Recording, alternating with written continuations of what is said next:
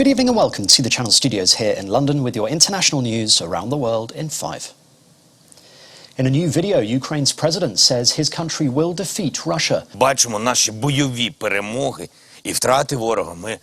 Volodymyr Zelensky said it's not possible to say how many more days it will take, but his country will defeat the invaders. It comes as Russia widens attacks with more cities being targeted.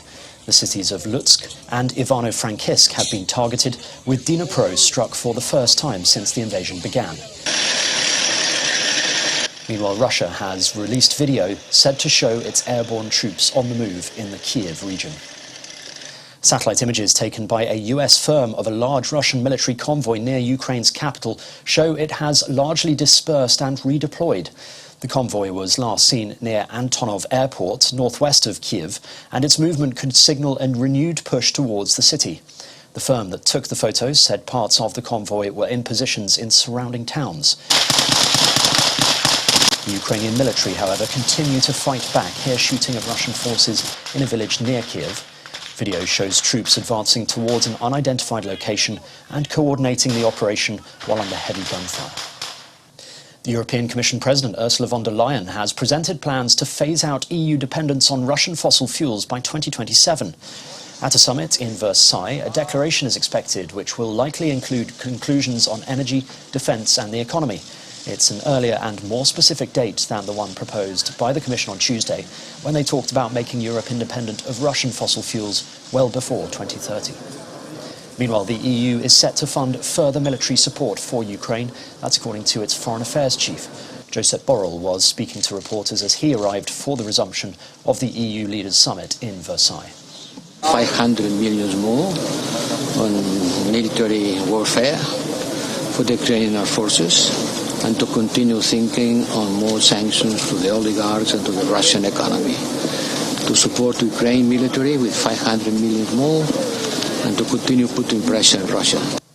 President Zelensky has roundly rejected claims by Russia that Ukraine is developing chemical weapons. Обвиняют нас, снова нас. In a late-night address, he said he worried the allegations meant that Russia might be prepared to deploy chemical weapons in Ukraine.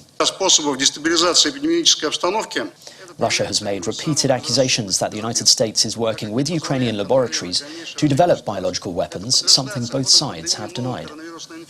Despite this, Russia's president says there have been positive developments in ongoing negotiations between Russian and Ukrainian officials.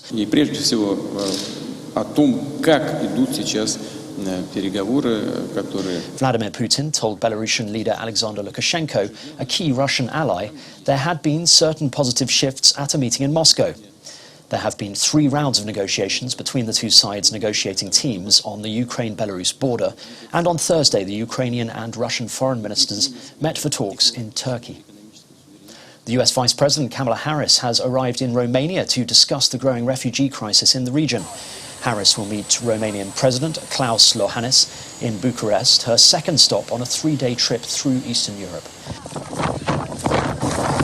Around 2.5 million people have fled Ukraine, according to the United Nations, which has warned that up to 5 million people could flee. That would make it the biggest humanitarian crisis in Europe since World War II. And that's your international news around the world in 5. Now back to the Channel Studios in Lagos.